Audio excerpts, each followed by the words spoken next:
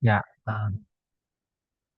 halo teman-teman, kita lanjutkan Laboratorium Ekonomi Kritika 1. Pada kesempatan kali ini, saya akan membuka buku Dritch ya, halaman 449 untuk testing apa namanya, testing eh, serial correlation pada order yang lebih tinggi. Baik, sebelumnya kita sudah mengenal yang namanya Durbin-Watson statistik untuk menguji apa itu serial korelasi di satu periode sebelumnya ya.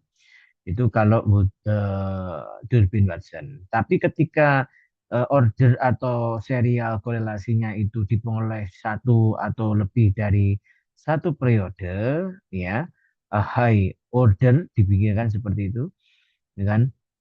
Berarti ada kemungkinan besar error periode saat ini dipengaruhi oleh beberapa periode sebelumnya gitu ya. Nah, untuk menguji itu, maka kita akan menggunakan uh, Bruce Goodbray test gitu ya, dengan memanfaatkan lag daripada residual tersebut sampai dengan yang kita ekspektasikan memengaruhi dia, itu sampai lag berapa ya. Nah, sebagai contoh ini, the test from 18.2 is easily extended to higher order of serial correlation. For example, suppose that we wish to test H0 itu adalah rho 1 sama dengan 0 dan rho 2 sama dengan 0, maka AR-nya adalah rho 1 kemudian UT-1 plus rho 2 UT-2. Nah, ini adalah yang kita uji. Tapi untuk menguji ini kita harus melalui OLS terlebih dahulu untuk dikeluarkan residualnya dan kemudian setelah dikeluarkan residualnya kita tes dengan menggunakan F gitu ya. Nah, kira-kira begitu. Nah, selain menggunakan uji F gitu ya, nih compute the F test joint significant for UT min 1, UT min 2 dan UT min G di persamaan 12 22. Jadi di persamaan itu nanti kita akan meregres seperti apa. Yang pertama itu begini. Run the OLS regression of X on Y gitu ya. Nih, kemudian obtain the OLS residue, jadi keluarkan residunya. Kemudian setelah dikeluarkan residunya di running kembali dengan menggunakan U sebagai variabel dependent dan X sebagai variabel independen serta ULAG-nya ya, ULAG-nya sebagai variabel independen lain. Setelah itu kita hitung nih F testnya for joint significant of U-nya ini berapa, ya. Kira-kira begitu. Nah, the F statistic with Y as dependent variable, gitu ya, we can also be used, gitu ya, as given in identical answer, ya kan? Tapi jika X ini diasumsikan strictly exogenous, ya kan, so that the X is uncorrelated with U, jadi kita akan memisahkan X itu dari kerangka uji join signifikan karena kita tidak sedang mengasumsikan hal tersebut ya, kita ingin memisahkan bahwasanya dia benar-benar zero conditional mean itu. Nah, karena kita asumsikan zero conditional mean ya kan, maka tes ini mengasumsikan bahwasanya varians daripada error itu dipengaruhi oleh variabel X dan atau mungkin jeda waktu sebelumnya, error-error sebelumnya itu adalah konstan ya. Nah, berarti ada pengujiannya yang kita sebut sebagai Bruce Goodbray test gitu ya untuk serial correlation yang lebih tinggi yaitu. Nah, jika sekarang kita punya ya teman-teman model tersebut misalnya eh, ini kita contohkan for serial correlation study of barium chloride, berarti kalian silakan tulis ini untuk barium chloride ya kan, untuk uji Bruce Goodfried test gitu ya, barium chloride, kemudian jalankan barium chloride. Oke, kalau sudah dijalankan eh, kita oke seperti ini ya. Barium chloride kemarin persamaannya saya copy di sini. Ini ya, barium chloride itu persamaannya adalah Cin log CMP log gas log RT wax bla bla bla seterusnya sampai ini.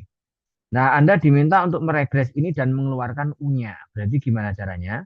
Nah, berarti kita regress gitu ya. Berarti nanti kita reg, oke, reg untuk lem CNP ini, terus ini, kemudian gas airwax gitu ya. 1, 2, 3 seperti ini ya. Nah, ini kita jalankan aja regresinya. Kita masukkan ke Dubal sini. Oke, jalankan. Kemudian kita keluarkan hasil estimasi U-nya, gitu ya. U-nya. Berarti kita predik U, res, gitu ya. Res biasa. Kita keluarkan residunya. Residunya kita keluarkan. Setelah residunya dikeluarkan, kalian akan ngopi ulang ini, gitu ya. Nanti dipaste ke sini aja. Sebelum dipaste, kita harus generate variabel lag-nya. Jadi kita generate lag daripada lag 1 daripada U, itu berarti L dari U seperti ini. U biasa, kemudian generate lag kedua dari U itu adalah lag daripada lag 2 ya, dengan ini. Oke, jangan sampai keliru. Kemudian generate lag berapa? Lag 3. U itu adalah L3 kali U. Seperti ini ya. Oke, ini kira-kira untuk proses generate lag-lag sisanya ya. Nanti akan kita pakai. Oke. Nah, silakan Anda jalankan seperti itu. Nah, kita akan regress ini. U gitu ya. Kemudian ditambahkan dengan lag daripada U ini. Kemudian lag daripada U2. Dan lag daripada U3. Ini jalankan. Ini untuk regresi error.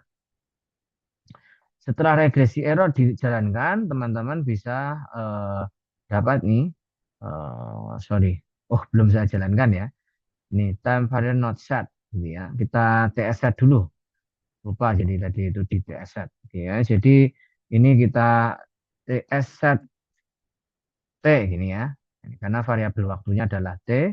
Nah, kita generate nih semuanya. Nah, seperti ini.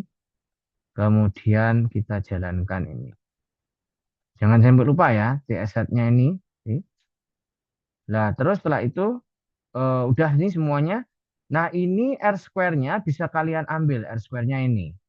Untuk dipakai apa? Untuk dipakai di Lagrange multiplier. Berarti display Lagrange multiplier itu rumusnya berarti N min K, ya kan? N min K dikali dengan R, kan gitu kan? Kuadrat. Ya kan? N-nya berapa? N-nya itu di sini 128, kan? K-nya adalah K-nya berarti tadi itu Q-nya adalah 3 dan R-nya adalah ini. Ini ya, ini adalah Lagrange multiplier-nya. Jadi nilai Lagrange multiplier-nya adalah 14,4875. Ya kan? Nah, kalau kalian mau lihat chi-square-nya berarti bisa dilihat di tabel chi-square gitu ya. Chi-square-nya berapa? Nah, kalau misalnya chi-square-nya ini, ya ini misalnya ini pakai uji Lagrange ya. Ini adalah uji Lagrange-nya. Oke. Saya tidak tahu juga ini chi-square-nya berapa. Misalnya saya asumsikan chi-square-nya tertentu ya. Oke. Ini saya tempel, ini hasil untuk estimasi periode terdahulu. Nah ini ya, ini hasil estimasinya saya tempel ke sini. Nah ini adalah uji Lagrange-nya berdasarkan hasil bahwa Lagrange multiplier bernilai 14,4875 gitu ya. Nah, kita harus cari tahu chi-square-nya.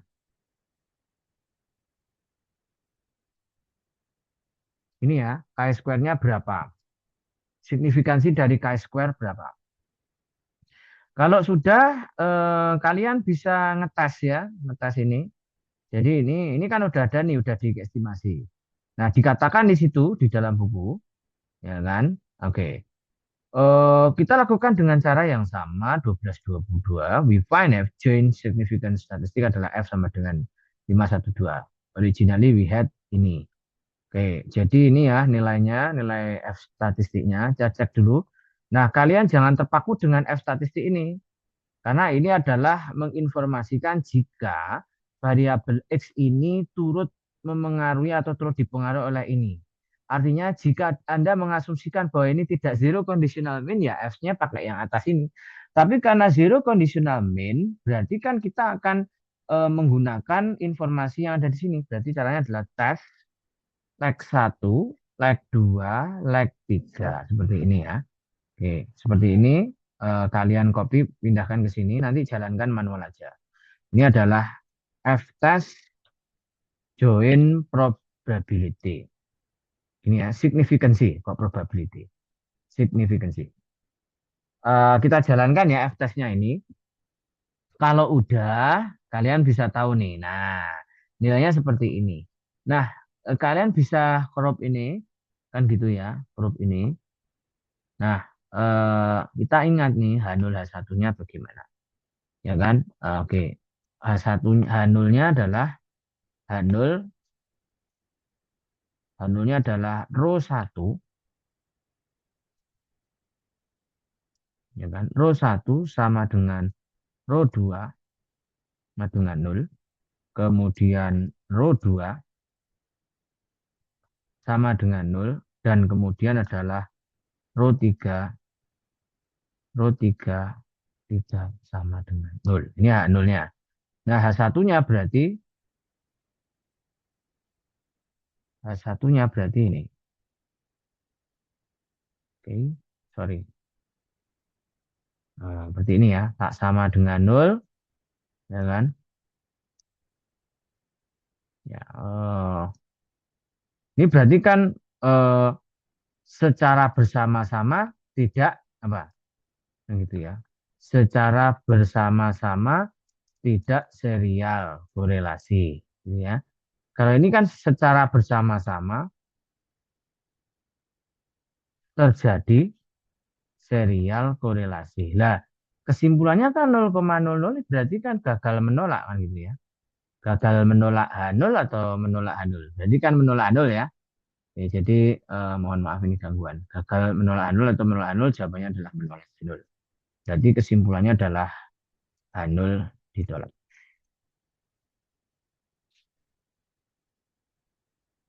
Ya, H0 ditolak. Ya, oke ya. Oke. Nah, kalau H0 ditolak berarti terjadi serial korelasi kan gitu ya untuk model ini. Jadi Anda bisa mendeteksi. Nah, berarti untuk menyelesaikan itu Anda perlu eh, melakukan beberapa cara. Misalnya dengan ini di sini disebutkan, ya kan? Eh, Kalau misalnya terjadi seperti itu, ya kan? Kita bisa mengkoreksi serial korelasi with strict exogenous regression, gitu ya. Yaitu dengan cara quasi differentiate data, gitu ya. Quasi differentiate itu berarti eh, nilai daripada rho-nya kita kalikan dengan lag daripada periode sebelumnya, kemudian kita dapatkan Y-nya, kemudian row 2 juga sudah dapat, dan seterusnya, dan seterusnya. Ini jika row-nya adalah merujuk kepada satu row, gitu kan. Ini kan kalau row-nya satu, ya kan? Ya, itu gampangannya. Jadi kalian harus mengenerate dulu variabel itu, diselesaikan, kemudian diregres ulang setelah dikurangkan dengan faktor out korelasinya tadi itu ya. Jadi caranya adalah ini. Adalah satu dikurangi dengan rho gitu ya. Satu kurangi rho berarti ini satu kali rho kali ini. Berarti ini juga sama. Ini semua masing-masing kita kalikan rho. Sehingga nanti hasil estimasinya kita sebut sebagai quasi differentiate data. Gitu ya. Nah, mungkin ada contoh di sini. Ya. Nah, selain daripada itu gitu ya. Ini kita baca lagi. Nah, untuk model-model yang lain misalnya uncorrelated with U, we can tambahkan ini dan sampai dengan 28 ya kan 1230 ke 1228 gitu ya 1228 ini mana tadi the OLS estimator are not quietly blue because they not use the first time period. Gitu ya. So this is easily fixed by writing the equation for t is equal to like this. Nah, jadi karena begitu, sehingga kita perlu mengkuadratkan dulu, terus kemudian mengakarkan di dalam-dalamnya ini.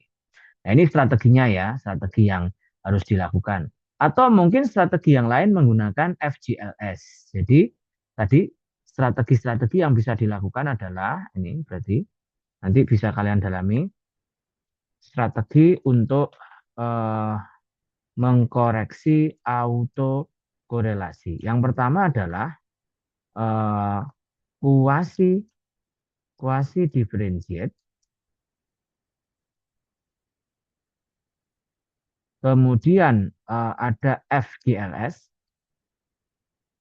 ya kan? Atau turunan pertama, ya kan? Yang paling mudah itu yang turunan pertama itu, tapi di sini disebutkan turunan pertama adalah metode paling susah karena harus menurunkan satu persatu. Menurut saya adalah yang paling mudah. Nah, ini contoh FGLS, caranya adalah run the OLS regression, kemudian obtain the residual, run the regression in equation N14 gitu ya, and obtain rho gitu ya, applying OLS regression estimate 1322 untuk mengestimate beta ini yang baru. Jadi ada 12, 12, 14 ya, mana tadi 12, 14 itu kita cek dulu di sini. 12, 14 yaitu this one mana ini naik sedikit lagi ini ya, jadi diregres terhadap itunya ya. Oke, seperti contoh itu kalau misalnya satu kali. Nah, saya mungkin mencontohkan itu ya untuk mengkoreksi salah satu strategi untuk mengkoreksi itu. Mari kita contohkan. Nah, ini using the barium raw we estimate equation berapa ini 10.5 using iterate of Price-Winston estimation. Jadi estimasinya disebut sebagai Price-Winston estimation. For a comparison, untuk perbandingan, kita juga menyajikan hasil OLS pada tabel 12.1. Ya kan ini. Jadi ada dua hasil ya, ada hasil OLS dan Price-Winston, ya kan. Kemudian not differ by much from the OLS estimation. Juga Anda lihat ini tidak berbeda jauh katanya begitu kan. By much from OLS. In particular, coefficient in log CMP, log RT-WAX, dan AF-DEC gitu ya. Log CMP, RT-WAX, dan F-DEC. Ini tidak jauh berbeda di nilai itu. Ya, peneliti meyakini seperti itu. It's not surprisingly for statistically insignificant coefficient to change perhaps markedly across different estimation methods. Now, the standard error of the second column are uniformly higher than the standard error in column 1. This is common. The Price-Winston standard error account for serial correlation. Ya kan? Dan seterusnya, dan seterusnya. Finally, R square is reported for PBB, Price-Winston estimation that is well below the R square of the OLS estimation in case. However, R square dan seterusnya, ya ping aja. Jadi ini pada intinya begini. Kalau misalnya apa namanya aplikasi lebih lanjut untuk menyelesaikan itu, salah satunya kan kuasi differentiate. Nah, di kuasi differentiate itu sebetulnya dia mengaplikasikan metodenya apa namanya Cochrane-Orcutt dan juga Price-Winston, ya kan? Sementara nih FGLS juga akan menggunakan aturan tersebut gitu ya, perkiraan gitu. Different estimation procedure. FGLS itu sama ya, sama dengan apa namanya, sama dengan Price-Winston. Ini contohnya ya untuk unemployment. Jadi kalau sekarang kita coba estimasi ini static Phillips curve. Jadi ini Phillips gitu ya. Jadi ini kita save aja ini clear. Jadi ini sampai sini ya teman-teman. Sekarang ini solusi dari autokorelasi. Jadi ini contohnya saya pakai Bijus Philips ya. Bijus Philips.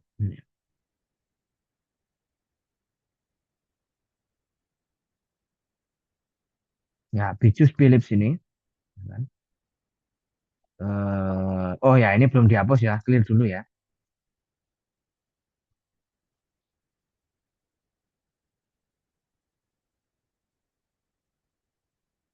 Oke, Beatrice Phillips. Kita regress ya, Phillips ya kan, Phillips. Berarti kita regress Phillips. Phillips berarti rate-nya adalah rate-nya inflation dan unemployment gitu ya, kan gitu ya. Kita rate ini, kita masukkan sini. Oh ya, TS set year. Jangan lupa ya, TS set year sama rate unemployment. Oke. Udah ini adalah hasil estimasi untuk Phillips curve, static Phillips curves, gitu ya. Ini 4,412 dan Price Winston. Oke, Price Winston ini eh, Winston sekarang ini hasilnya ya. Oke. Terus kemudian karena ini tadi adalah apa namanya persisten gitu ya, persisten kemarin gitu ya. Kalau kita rek ini, rek inflasi sebelumnya kan begini ya. Sorry, kita coba predik ulang ini. Ini ya, predik U, res gini ya. Res sorry, nggak ada T-nya. Kemudian rek daripada residual terhadap flat dari U. Nah, seperti ini dia nilainya adalah 0,000 kan gitu kan artinya ini ada korelasi kan gitu kan. Nah, karena ada korelasi kita selesaikan dengan cara apa namanya Price Winston ya berarti price kan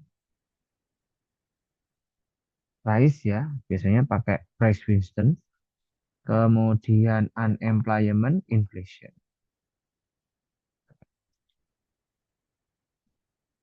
Saya coba please ya. Saya lupa tandanya ya.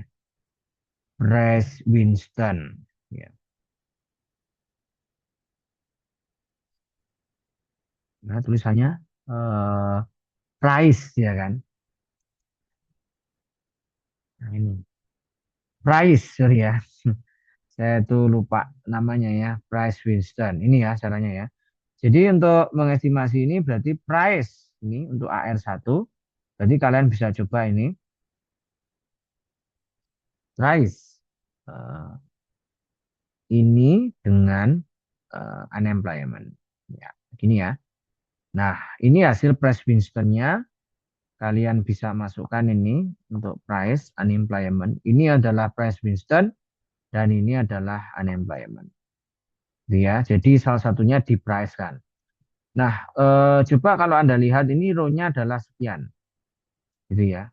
Nah, Anda cek lagi Durbin Watsonnya setelah ditransformasi nilainya seperti apa. Nah, row-nya seperti ini kan gitu kan. Oke. Nah, kita kembali ke sini. Jadi di situ adalah sekian.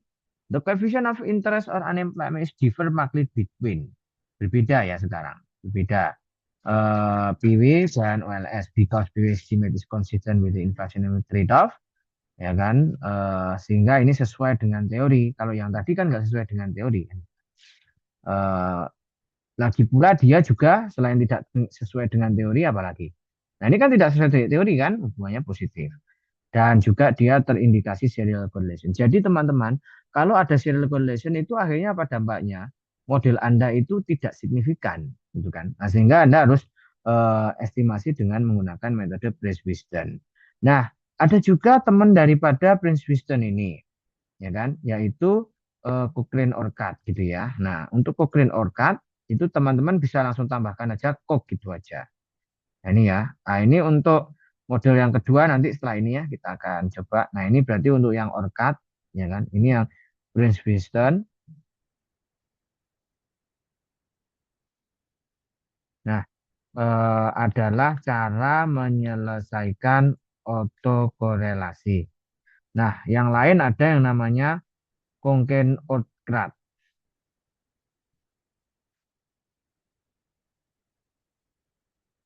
Yaitu caranya price gitu aja. Nah, seperti ini nanti ya. Nah, tambahin aja corn. Ini. Seperti ini nanti dia akan jalan otomatis. Gitu. Oh. Nah, ini untuk yang ORCAD. Hasilnya sama dan masih sejalan. Ya. Ini kira-kira begitu ya. Ini untuk race piston ya dan juga Cochrane ORCAD. Nah, selain daripada itu, ya kan, ini untuk mengkoreksi tadi, ya kan. Nah, oke. Selain kayak begini, apa teman-teman caranya adalah turunan pertama. Nah, berarti kita first different, ya kan? First different, berarti kita delta inflasi. Nah, berarti kita generate ya cara kedua itu, ya kan? Eh, cara kedua ini cara pertama ya,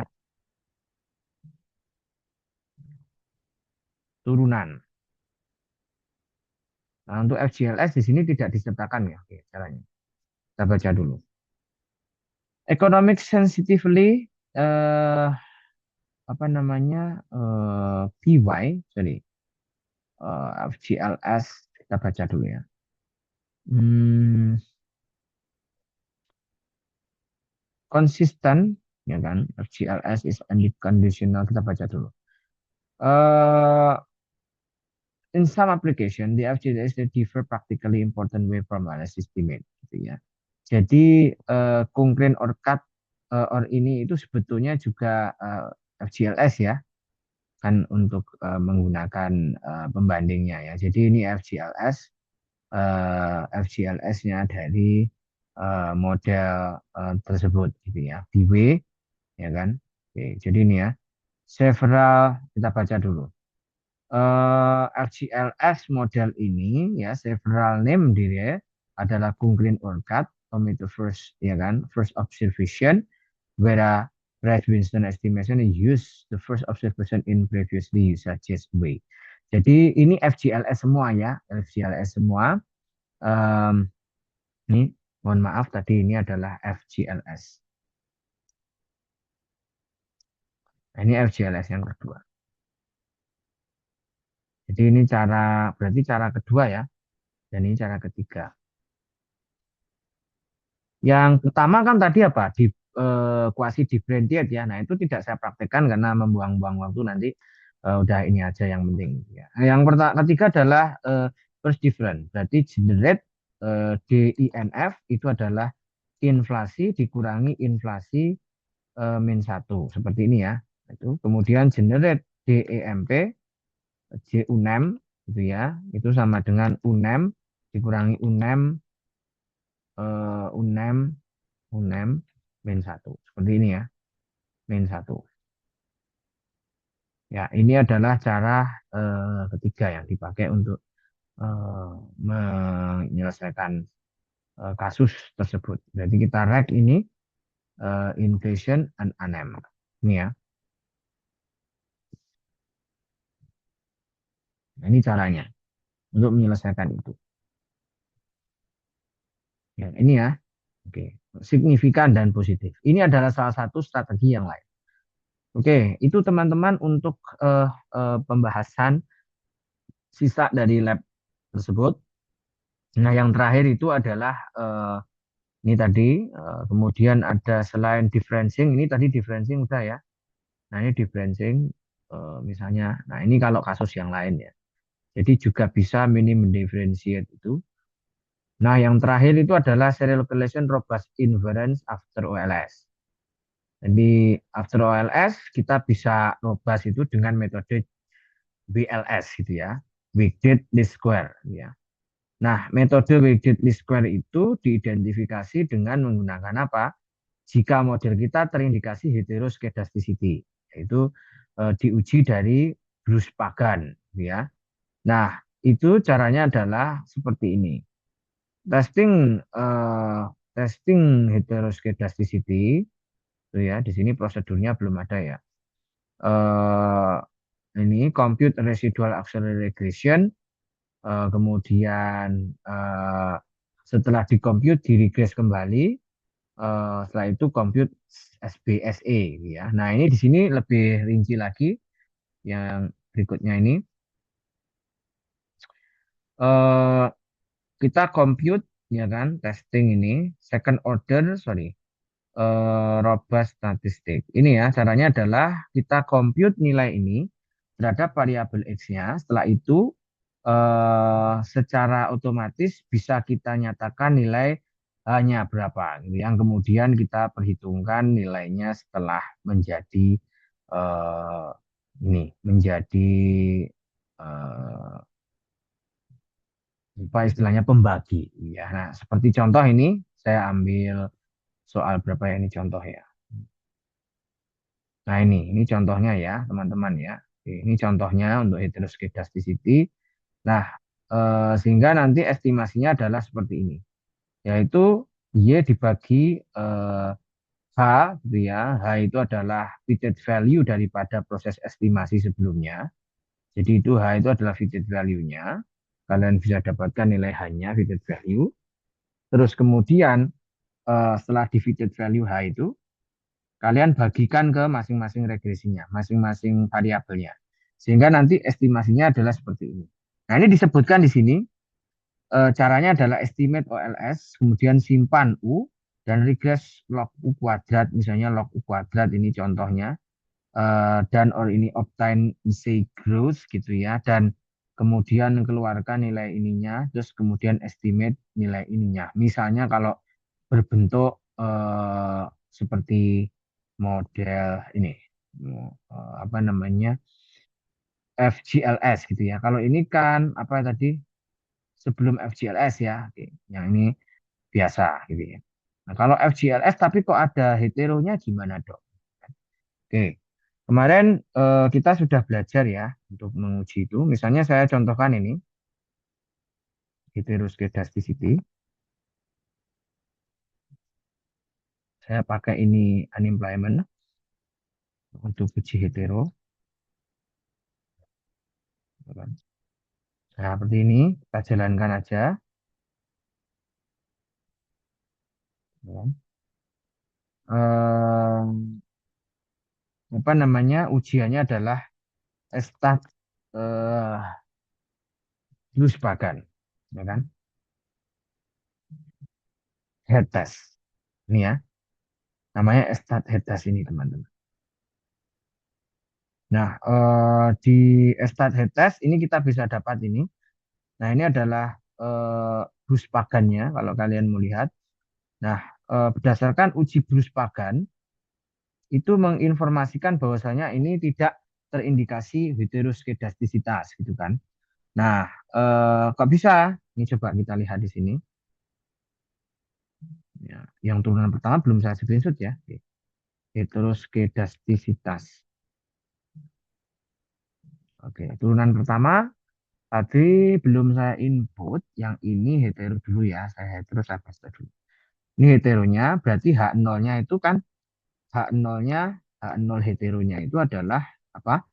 Eh, varian varian U itu sama dengan sigma kuadrat ya kan? Sigma square. Nah, yang H1-nya berarti ini H1-nya adalah varian ini kan gitu. Nah, seperti ini ya. Oke, yang ini berarti homo, yang ini berarti hetero gitu ya. Nah, kesimpulannya apa? H0 gagal ditolak kan gitu kan. Berarti homoskedastis. Nah, kalau homoskedastis ya cukup model itu pakai eh, first tadi, pakai yang model pertama itu. Nah, tapi kan ada masalah autokorelasi, berarti kan pakainya yang kedua. Itu misalnya contoh untuk model itu. Nah, kemudian kalau kita pakai model yang barium, ya silakan dah coba. Ya kan? Misalnya ini saya pakai barium, ya kan? Kalau pakai barium gimana nih contoh? Yang di sini yang disebutkan ada kendala apa ya? Ya. Hmm, ini saya coba ini. Hmm. Which PRC gitu ya, distribute bla bla bla fertil fertil ini. Ya, fertil ya kita oh jangan fertil yang lain aja. yang sekiranya bisa agak reliable. Ya, return ini, return skedasticity standard error, robust standard error, gitu ya. Nah ini robustnya ada di sini. Ini yang robust ini yang di tengah-tengah. Kira-kira signifikansinya berapa kalau pakai robust standard error ini ya. Jadi ini Anda bagi terhadap ini kan kalau kalau misalnya standar error ya, bagi dengan ini, kemudian nanti ketemu signifikansinya berapa. Tapi pada intinya adalah begini teman-teman. Kalau selama model Anda itu masih homoskedastis, berarti Anda tidak melanggar itu kan, melanggar varian. Tapi Anda harus benar-benar pastikan itu serial correlation. Tapi misalnya begini, misalnya model ini terindikasi hetero, misalnya, ya kan? Saya pakai model lain aja deh, model apa? Barium ya, model barium aja. Ini eh, misalnya model barium kembali. Nah, barium ini ya kan, barium berarti tadi ini ya, barium yang ini. Oke, clear dulu. Barium, kita pakai barium, kemudian kita regres ini, ya kan? Oke, terus habis diregres, eh, diapakan lagi? Nah, kita predik U, res, ya. Jadi ini tadi caranya adalah saya ulang dulu di sini ya. Oke. Kita pakai model barium kembali. Becus barium. Oke. Terus kemudian hasil regresinya diambil, dicuplek. Yang hasil regresinya kan ini ya. Maaf, yang atas ya.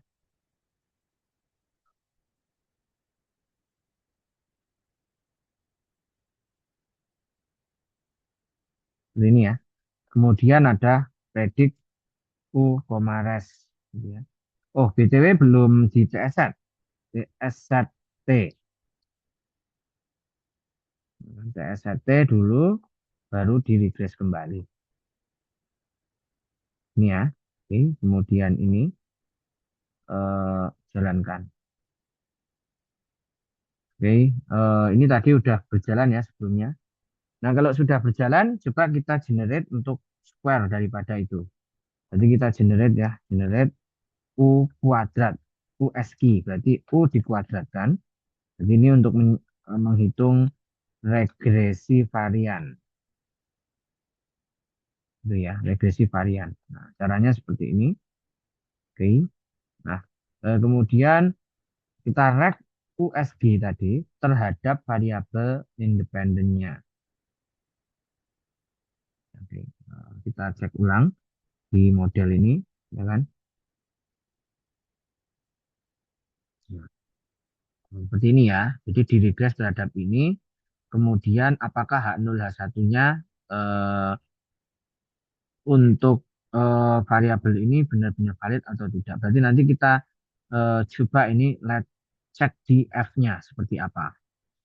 Ya, kalau tidak begitu nanti kita pakai ini, pakai Weighted least square. Ini ya kita jalankan, teman-teman. Nah ini kita jalankan seperti ini. Ini adalah hasil estimasinya. Dan ini signifikan. Nah, berarti ini kan ada heteroskedastisitas kan gitu kan. Nah, kalau Anda mau uji yang model ini sebelum dijalankan, nah itu bisa juga pakai yang ini. Pakai yang ini, terus kemudian ini, terus kemudian jalankan ini. Nah, ini gitu ya. Nah, ini kan heteroskedastis kan akhirnya kan. Jadi ini seiring dengan rumus yang ini tadi juga heteroskedastis. Ya, berarti kalau heteroskedastisitas, teman-teman harus menjalankan ini, rek ini, kemudian diprediksi nilai hanya, ya. Jadi predik nilai H head misalnya gitu ya, yaitu res. Ya, jadi kita predik H head ini terhadap res si dual. Oke, nah ini ketemu. Kemudian kalau sudah kita generate by apa namanya ininya. Jadi kita generate sorry, ini harusnya bukan begini ya. Ini ya. saya ulangi tadi modelnya. Ini kita hapus saja dulu untuk ya. Jadi saya kelebihan tadi ini ngerannya. Kelebihannya karena CMP aja mulai bukan ini kan di drop kanjinya kan. Oke, ulangi ya. Oke, jadi diulangi seperti ini. Nah, kalian bisa coba lihat hasil ini. Nah, ini ternyata tidak hetero kalau seperti ini ya. Nih, kalau seperti ini tidak hetero. Tapi bisa diuji dengan pagan tadi itu blues pagan hasilnya hetero gitu kan. Oke, kita coba generate ya berarti generate len jampi jampi H ya. Berarti jampi ini dibagi dengan eh, H head gitu ya. Dipangkatkan dengan 0,5 ya kan akar ya. Ini juga berlaku bagi si eh, JM ini ya kan. LJ NIP MP sorry ya H gitu ya. Ini berarti copy dari sini. Ini adalah hasil dari ininya. Nanti yang gas juga sama, berarti satu-satu ya. Dari gas ini berarti gen, len, gas ini sama dengan LJ L gas, ya kan? Ini H dikasih H dibagi dengan H head 0,5. Terus kemudian RT wax juga sama, berarti generate ini H sama dengan kasih H ya. RT wax dibagi H head pangkat 0,5. Nah, ini jalankan semuanya teman-teman. Kalau udah, ya. B file, A file, ini enggak usah karena ini dummy kan, oke, dummy. Nah, jadi kalau dummy nanti di regress barengan. Berarti kita regress untuk variabel yang sudah punya hanya, oke, ya. Ini, dan H, dummy. B file, A file, update, ini ya. Ini untuk yang estimasi misalnya terjadi hetero. Ya, oke, sorry ya. Eh, ini ya, kita paste ke sini. Oke, nah, ini berarti estimasi WLS-nya.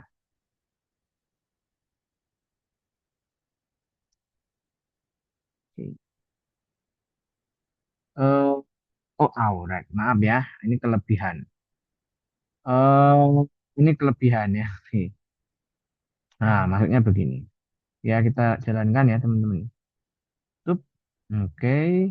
Nah, ini hasil estimasinya setelah kita hapus nilai kemungkinan heteronya gitu ya, heteronya. Tapi kalau dilihat nih update-nya malah nggak signifikan. Tapi kan ini tujuan kita untuk mempelajari apa cara-cara untuk menyelesaikan hetero. Jadi cara untuk menyelesaikan hetero itu adalah dengan cara apa tadi? Dengan cara WLS, weekday least square. Ini ya, kira-kira begitu. Nah, itu ya teman-teman untuk laboratorium. Saya harap teman-teman bisa mengumpulkan debal dengan seksama gitu ya, pelan-pelan. Cukup sekian, terima kasih, selamat sore.